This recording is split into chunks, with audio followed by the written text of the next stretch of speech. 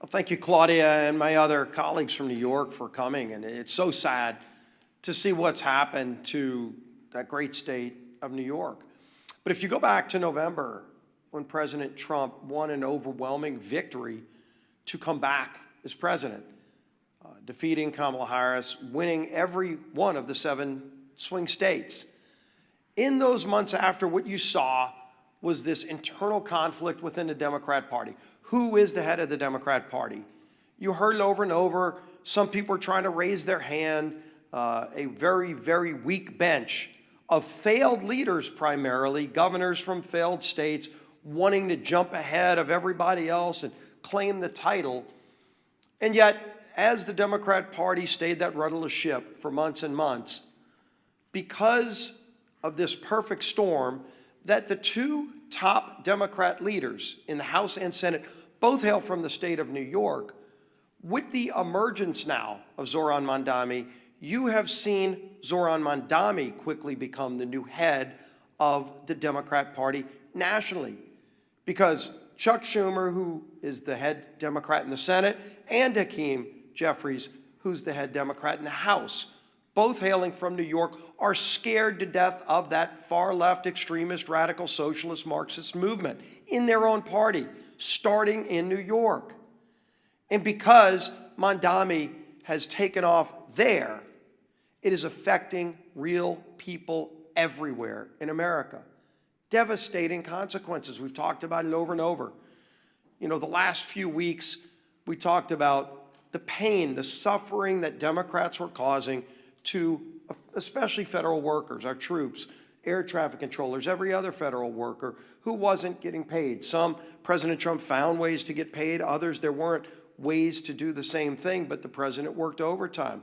Look at what the president did working overtime, at least doing his job, in China this morning. A historic trade deal with China announced, where they resolved some issues on tariffs. Our soybean farmers are going to be able to sell more of their products into China. Critical minerals that we'll be able to get. All of those things President Trump continues to do while Democrats want to try to spew chaos around the country. But the harm to families, as we've been talking about, while real, is unfortunately going to get worse. And we've been telegraphing this for weeks, pleading with our Democrat colleagues in the Senate. Just five Democrats need to get the courage to end the shutdown. And only they can do it. They know that. And what are those consequences? We've been talking for weeks.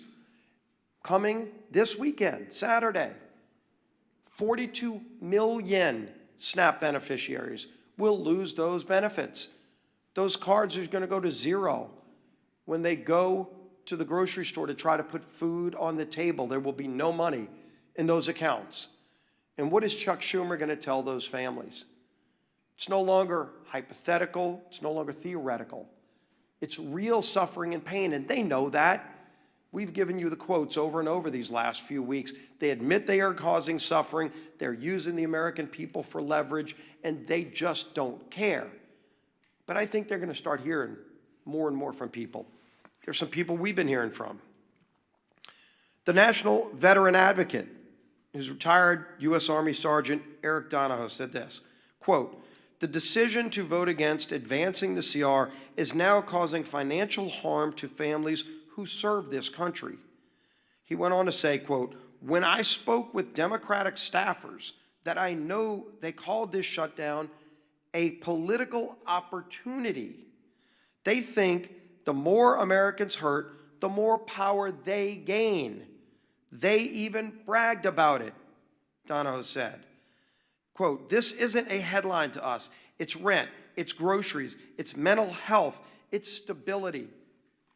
And of course, you've heard just a few days ago, we had the National Air Traffic Controllers Association and the American Federation of Government Employees demanding that Democrats pass the clean CR.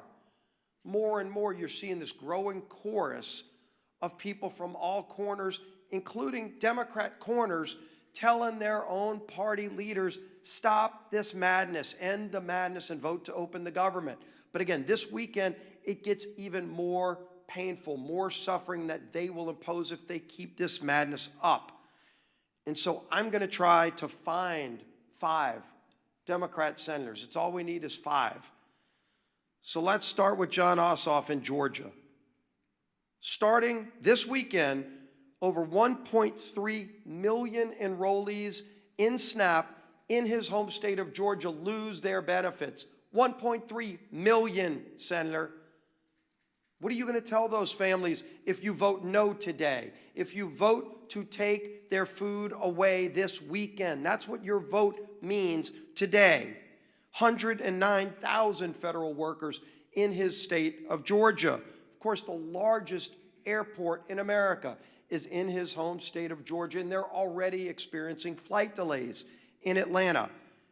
231,000 women, infant, and children will lose their benefits in Senator Ossoff's home state of Georgia if he votes no today. Think about them when you're casting that vote. Senator Warner in Virginia, 825,000 SNAP enrollees in his home state of Virginia. 189,000 federal workers. Don't come up here and give some speech lamenting about the hardships those people are facing when you're the one voting to impose those hardships. You can stop that today by voting yes. 107,000 women, infant, and children will lose their benefits in Virginia if Senator Warner votes no.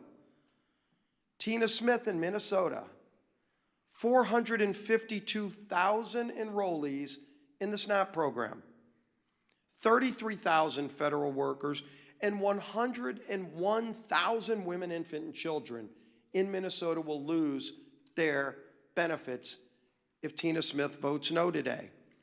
Gary Peters in Michigan, over 1.4 million enrollees in SNAP.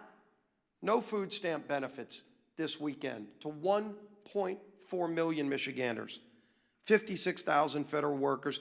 189,000 women, infant, and children will go without food this weekend in Michigan if Senator Peters votes no. Senator Sheehan in New Hampshire, 76,000 enrollees in SNAP, 9,000 federal workers, and 12,000 women, infant, and children will go hungry in New Hampshire if Senator Sheehan votes no. I could go on with more and more of these. All we need is 5. That's 5 right there. If they get the courage, they don't have to impose that pain on families. But the only way this suffering is prevented is if they come to their senses and vote yes. We all know the math. We all know what's needed. But it's not just math. It's millions and millions of families across this country that will truly suffer and go without food if they vote no today. It's a straightforward vote. We've all voted yes and passed it through the House over a month ago. End the madness and pass this bill. Our whip, Tom Emmer.